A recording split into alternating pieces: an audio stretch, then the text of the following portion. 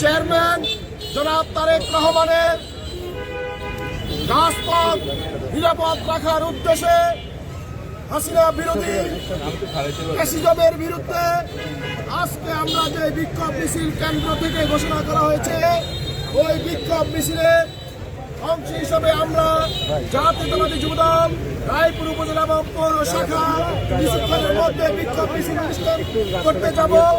আমরা আজকে আমাদের বিক্ষোভ মিছিল মেইন প্রধান সড়ক থেকে শুরু করে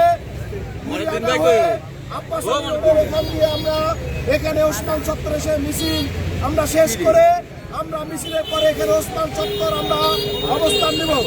অবস্থান পরবর্তী উপজেলা এবং পৌর নেতৃবৃন্দ যতক্ষণ পর্যন্ত আপনাদেরকে এই অবস্থান ত্যাগ করতে না বলবে, আপনারা এখানে অবস্থানরত অবস্থায় থাকবেন।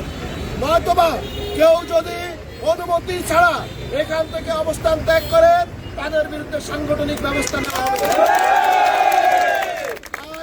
আমরা এখন আজকে রায়পুর উপজেলা এবং পৌরসভার নেতৃত্বে এখন আমরা আমাদের মিছিল শুরু করতে যাচ্ছি।